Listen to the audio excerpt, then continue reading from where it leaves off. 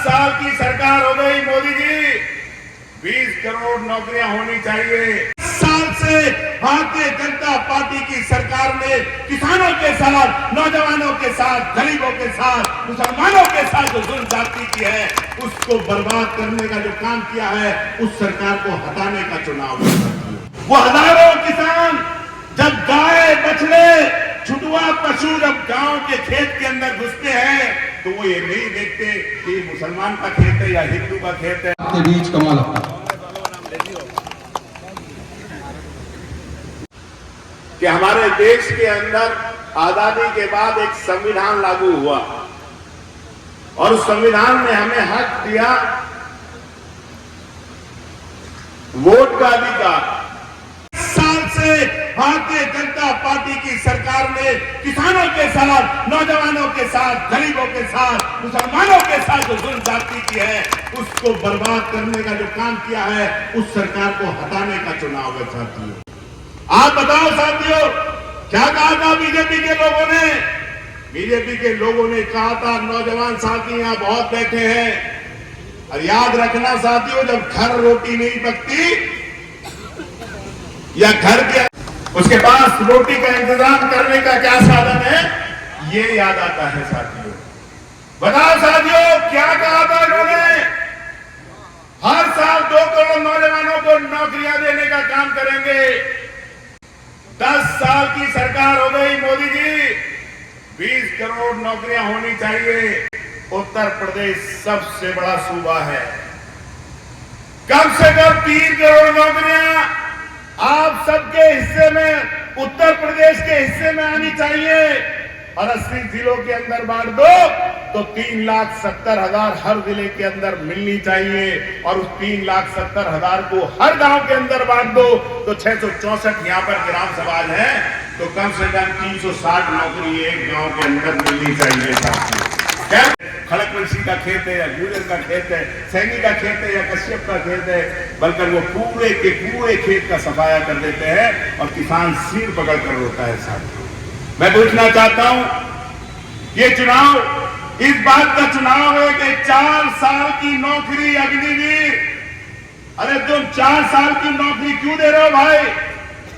क्या सेना के अंदर रहने वाला नौजवान जो इस देश की रक्षा जाकर करता था बॉर्डर के ऊपर, 4 साल बाद जब वो आकर पूरी ट्रेनिंग लेकर आएगा, तो बताओ साथियों, वो आकर यहाँ पर क्या करेगा 4 साल के बाद? या तो वो जाकर किसी गिरोह के अंदर डकैती करने का काम करेगा या बेहतरीन शूटर बनकर कहीं पर अपराधी बनने का काम करेगा। साथियों, किसानों को 1,000 रुपए का दे रहे हो, 83% हमारे हिंदू भाइयों को आप 400 रुपए का दे रहे हो, तो वाकई आप हिंदुओं के हितैषी हो, नहीं तो आप हिंदुओं के हितैषी नहीं हो। साथियों, अगर डीजल पेट्रोल पंप पे चले जाओ, अगर किसी हिंदू भाई को 50 रुपए, वो बाबा रामदेव बोलता था कि 35 रुपए में डीजल मिलेगा, अगर हिंदू भाइयों को 35 रुपए में मिल रहा है और हमें 150 रुपए में मिल रहा है, तो तुम वाकई हिंदू भाइयों के हितैषी हो।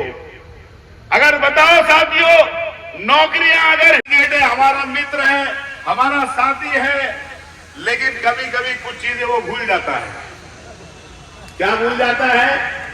कमाल अख्तर इस मंच से खड़े होकर अगर कोई गलती करता तो खड़े होकर कहता, बीजेपी वालों से जिसकी ईमानदारी की कस्में पूरी दुनिया के अंदर खाई जाती हैं, इन्होंने साजिश कर उस ईमानदार आदमी को जेल भेज दिया। और ये कितने बड़े बेईमान हैं? 21 करोड़ की कंपनी, 21 करोड़ की इनकम करने वाली कंपनी, कितनी बड़ा चमत्कार है, क्रांति है। अभी एक इलेक्ट्रॉल बॉन्ड शाया हुए, प्रकाशित हुए, 400 करोड़ का चंदा बीजेपी को दे दिया उसने। देखो यार कितनी बड़ी ईमानदारी है भाई। बताओ, 100 करोड़ को किसी ने झूठ कह दिया कि इन्होंने रिश्वत ली। और राजकुमार वाल्मीकि को लगाओ, ये जाटव बैठे हैं, हमारे दिनेश जाटव बैठा है, हसनपुर के समाजवादी आज जाग गए हैं। अखिलेश यादव, राहुल गांधी, केजरीवाल,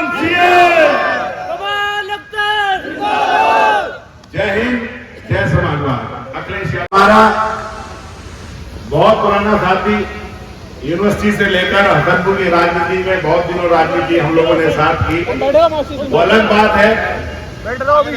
शकील चौधरी आज हम लोगों के बीच में नहीं है, आरफीन सैफी आज हम लोगों के बीच में नहीं है, शाहनवाज अंसारी का भाई जो बहुत शानदार हमारा साथी था, छोटा भाई हमारा था, वो आज हम लोगों के बीच में नहीं है। कई हमारे बहुत सारे अजीज हिंदू भाइयों में भी, मुसलमान भाइयों में भी दुनिया से चले गए, लेकिन ये वो सारे साथी हैं जिनके सामने पूरा जीवन पड़ा था, जिनकी सेवा की वजह से लोग अपने को अधूरा महसूस कर रहे हैं। हम जिंदा लोगों के लिए, उनके पास देने के लिए कुछ नहीं है, हमारे पास देने के लिए है कि हम लोग सब 2 मिनट के लिए खड़े हों और उनके लिए दुआ करें कि अल्लाह उनको, उनकी मग़फ़िरत करें। जो हमारे हिंदू भाई चले गए उनको शांति करें। 2 मिनट के लिए मैं आपसे कहूंगा मौन धारण करें।